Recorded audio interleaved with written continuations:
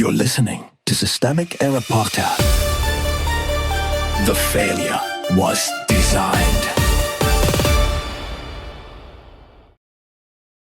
The dark truth behind the secret war inside the Democratic Party, based on an article by Tom Hartman.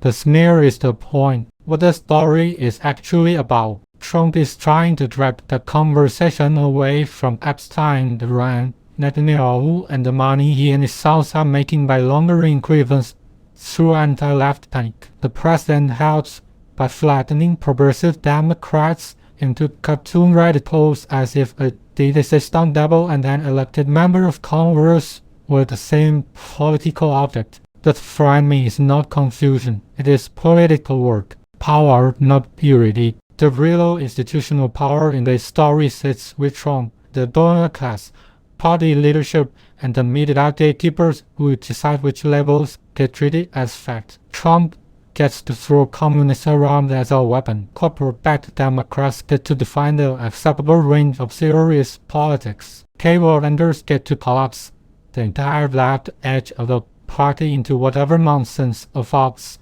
panelist says that day. Meanwhile, actual progressive Democrats are being asked to defend positions that are not remotely extreme by American standards: unions, higher wages, Medicare for all, abortion rights, voting access, climate action, and taxing the rich. That is not a fringe manifesto. It is the minimum program for functioning democracy that still intends to protect ordinary people. The donor line is the real party split. The fight inside the Democratic parties is not between sanity and chaos. It is between candidates funded to preserve the existing money pipeline and candidates whose politics threaten the pipeline. That is why Gretchen Whitmer's endorsement of Haley Stevens over Avril matters. Alsay is not being punished for some doctrinal extremism. He is being marked as unreliable because he has built his career around Medicare for all and because he does not belong to the corporate money tribe that treats donor comfort as party discipline.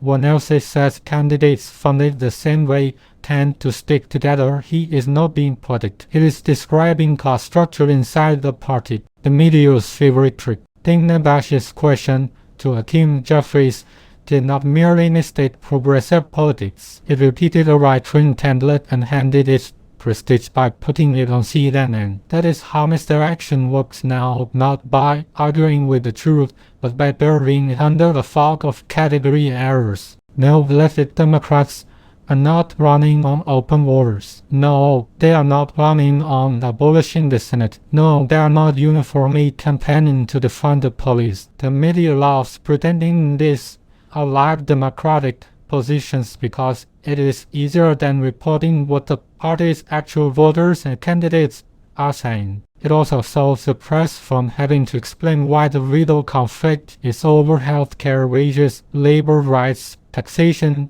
and corporate power. ICT is not a policy debate. ICE appears in the stories as a threat, a punchline, and a slander carpet. It should be named more honestly. ICE is a coercive deportation apparatus with a brutality problem baked into its design. That is not a reform project. It is a system to abolish. Pretending the issue is staffing, training, or a few bad actors is the same dodge that protects every violent institution from accountability. The source text points to open borders as a scare phrase. That too is nonsense. The real question is whether a democratic society wants a mass enforcement machine that terrorizes immigrant communities and serves as political theater for authoritarian demagogues. The pattern beneath it. This is the same old bipartisan bargain wearing new clothes, privatize power, criminalize dissent, and call the result realism. Trump uses Ted Biden as a cudgel. Corporate Democrats help stabilize it by narrowing what can be said aloud.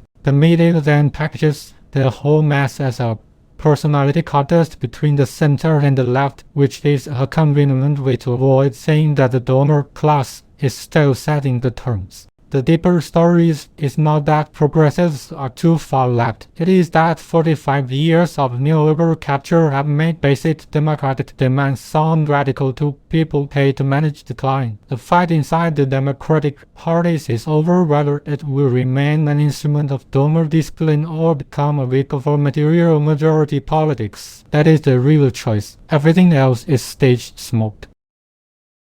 You've been listening to Systemic Error. Thanks to Alternate for today's article. With the automated voice of Diana, thanks for listening.